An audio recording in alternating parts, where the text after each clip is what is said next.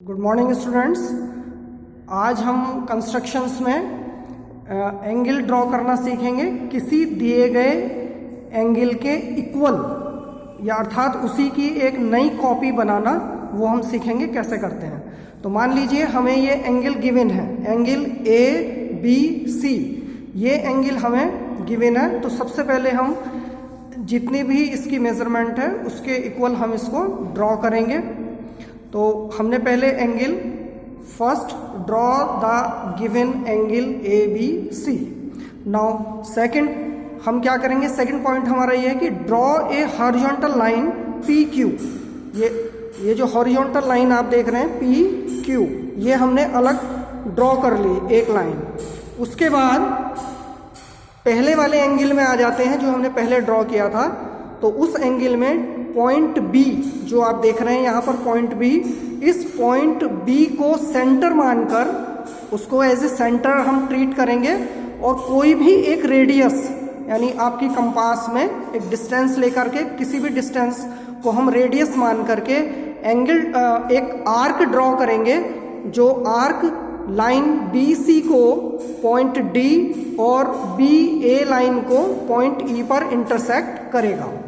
अब हम इसी रेडियस से, जिससे हमने ये वाला आर्क ड्रॉ किया है ई डी, उसी रेडियस से हम पॉइंट पी जो हमने एक दूसरी लाइन ड्रॉ की थी, उस लाइन के पॉइंट पी से हम एक आर्क ड्रॉ करेंगे, जो कि ये आर्क ऐसे ये आर्क ड्रॉ करेंगे पॉइंट पी से।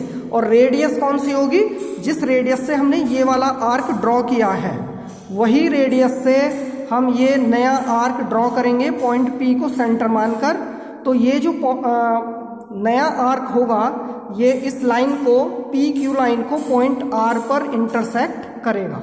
इस पॉइंट का नाम हमने लिख लिया आर। नाउ अब हम पुनः अपने पहले वाले एंगल पर लौटते हैं और यहाँ पर ये जो दो पॉइंट्स हमें मिले थे ई और डी, इनके बीच की जो डिस्टेंस है, इन दोनों के बीच की जो डिस्टेंस है ई डी, उतनी डिस्टेंस लेकर के हम एक दूसरा आर्क ड्रॉ करेंगे पॉइंट आर से। इस पॉइंट से आर से जब हम एक आर्क ड्रॉ करेंगे तो पहला वाला जो आर्क हमने ड्रॉ किया था उस आर्क को नया वाला आर्क पॉइंट एस पर इंटरसेक्ट करेगा।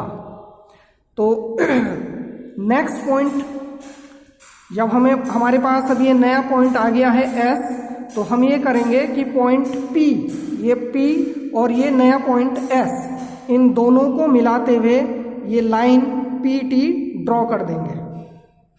तो इस प्रकार से हमारा जो एंगल बनेगा टी पी क्यू, ये एंगल हमारा दिए गए एंगल ए बी सी के इक्वल आएगा।